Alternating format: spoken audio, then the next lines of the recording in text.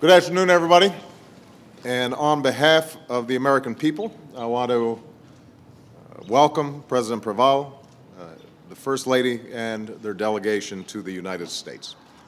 The President and I have just concluded a very productive meeting in the Oval Office on the urgent and overriding challenges before us, helping the people of Haiti as they recover and rebuild after one of the most devastating natural disasters ever to strike our hemisphere.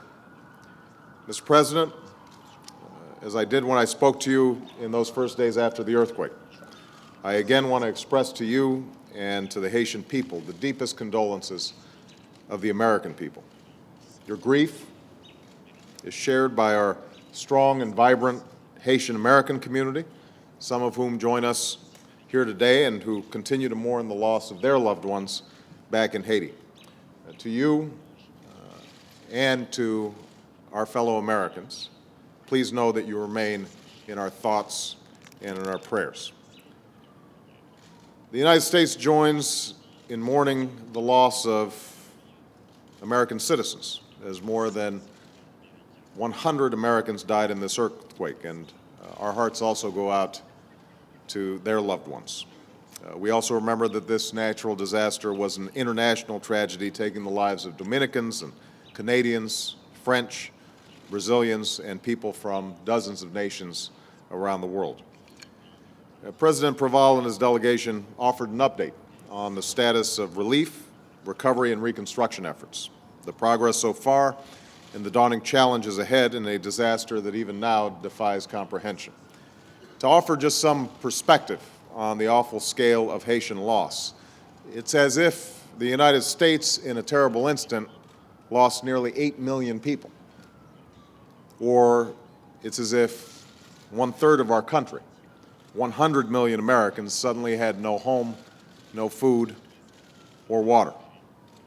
That gives you a sense of, relative to the populations, what has happened in Haiti. No nation could respond to such a catastrophe alone. It would require a global response, and that's exactly what we have seen these past 2 months. Mr. President, even as you and other Haitian leaders have endured your personal tragedies, losing your own homes, your loved ones, you have carried on with great courage and determination. You've persevered, leading an international effort with critical support from the United Nations, many partner nations, and countless non-governmental organizations. Representatives of some of the NGOs are here today, and for the extraordinary work that you've done to uplift lives every day in Haiti and around the world, often at great risk to your own lives, we salute you as well. In this international response, the United States has been proud to play a leading role. Mr. President, we are joined today by men and women representing all the Americans who answered Haiti's call in its hours of need, including members of Congress and many state and local officials who we thank for their support, and leaders from across my administration, the Department of State, USAID, Homeland Security, FEMA, Health and Human Services, Transportation, and the Department of Defense, including our great folks at Southern Command. Today, I want to thank all of them for leading a swift and coordinated response during one of the most complex humanitarian efforts ever attempted. We're joined by Ambassador Ken Merton and some of our heroic embassy staff who worked around the clock. We're joined by our disaster response teams who were on the scene within 24 hours, our military personnel who quickly reopened the airport and the port, making way for a massive humanitarian effort, our search and rescue teams who crawled into the rubble to pull survivors out to safety, Haitian and American, the volunteer physicians and nurses and paramedics who treated tens of thousands of patients with life-threatening injuries, and all our men and women in uniform who have helped to distribute desperately needed food and water and medicine to millions of people, our remarkable soldiers, sailors, airmen, Marines, and Coast Guardsmen. I just want to personally say how extraordinarily proud I am of each and every one of you, because I think you represent what's best in America. I could not be prouder of the response that all of you were engaged in during this humanitarian crisis. Now, no relief effort of this magnitude is without its difficulties, but there should be absolutely no doubt in anybody's mind. Along with their Haitian and international partners, these men and women made a difference. They saved lives, countless lives of men and women and children. So, Mr. President, if you will permit us this moment to briefly express once again our admiration for all those who stepped forward, who volunteered, who represent the true character of our country, and who projected to the world the best face of America, a face of compassion and generosity. Each and every one of you can take enormous pride at your service, and every single American thanks you for making us so proud.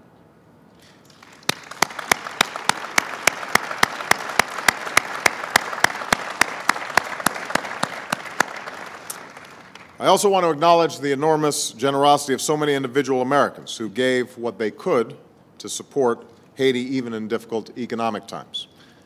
That help makes possible an extraordinary response from the courageous and capable non-governmental organizations that have been at the scene and that support all kinds of efforts that the government is engaged in. And I know that the support of the American people will continue to be essential as Haiti tries to recover and rebuild. As President Préval and I discussed, the situation on the ground remains dire, and people should be under no illusions that the crisis is over. Many Haitians are still in need, desperate need in some cases, of shelter and food and medicine, and with the spring rains approaching, those needs will only grow. The challenge now is to prevent a second disaster. And that's why at this very moment, thousands of Americans, both civilian and military, remain on the scene at the invitation of the Haitian government. And that's why even as the U.S. military responsibly hands off relief functions to our Haitian and international partners, America's commitment to Haiti's recovery and reconstruction must endure and will endure. This pledge is one that I made at the beginning of this crisis, and I intend for America to keep our pledge. America will be your partner in the recovery and reconstruction effort.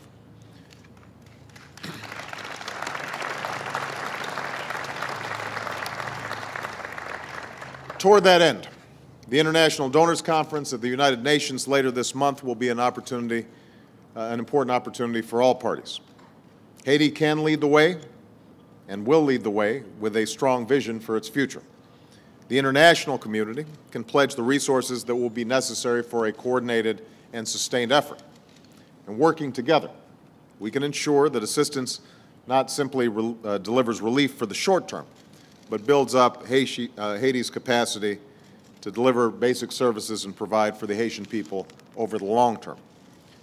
So, Mr. President, in the face of devastation that shocked the world, the people of Haiti responded with resolve and faith that inspired the world, in song and in prayer, and the determination to carry on. As you declared during last month's National Day of Mourning, it is time to wipe away the tears. It is time for Haiti to rebuild. And to you and to the Haitian people, I say today, as you embark on the heavy work ahead, you will continue to have a steady and reliable partner in the United States of America. So with that, let me turn this over to President Préval.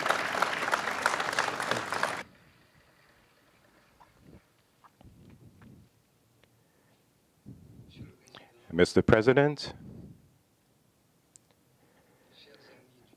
dear friends in Congress, members of the organizations that helped Haiti in this moment of need, the Haitians of Washington. The damages caused in Haiti by the earthquake of January 12, 2010 are unimaginable. But the response from the international community, from Asia to Africa, from the United States, from Canada, from all of Latin America, from the Caribbean, from Europe, all the way to the Middle East, This response, thanks to its swiftness, thanks to its size, was commensurate with the disaster. Today, here and now, I would like to thank the American people. I would like to thank Congress. I would like to thank the administration, and you in particular, Mr. President, as well as your wife, not only for the material aid, but also for the moral support, the psychological support that helped us realize that we were not alone, and that provide us great comfort in our distress. You, thanks to your statements,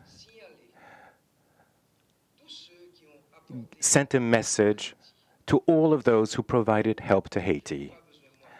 Needless for me to repeat that which you said. So I would like to thank you for having made it possible for these people to come to help us. Mr. President, for me, this is also an opportunity to express my sympathy, my condolences to all of the American families for whom members of their families were killed, injured in Haiti during this earthquake. Dear friends, we must draw the lessons from what occurred in Haiti. These are lessons for all of mankind. The Haiti earthquake was immediately followed by the earthquake in Chile, as well as other earthquakes throughout the world. And the countries that have seismic risks are not merely those countries which are located on top of seismic faults. In fact, the tsunamis, which are the repercussions of break-in faults, threaten other regions as well as the United States. In addition to earthquakes and tsunamis, global warming is a major concern for the entire planet. We must draw the lessons from what occurred in Haiti. The massive, spontaneous, generous help was a good response to the disaster. However, its effectiveness must be improved because effectiveness depends on the quality of coordination. This is why I support the idea of the creation of so-called red helmets within the United Nations. And these would be an observatory, a warning system, a provision system for natural disaster, and a humanitarian force which would be the equivalent of the blue helmets. It was proposed that there should be so-called red helmets, a humanitarian force, in order to intervene, and that would work in a coordinated manner as soon as the first minutes after a disaster, which are fundamental to saving lives. Mr. President, during our meeting, I mentioned what Haiti's preoccupations and priorities were. Our priorities are first and foremost, as you said, protection of those people who today are homeless and who must be relocated. And in parallel, we must prepare the rainy season, which just last week has already caused the deaths of 15 people.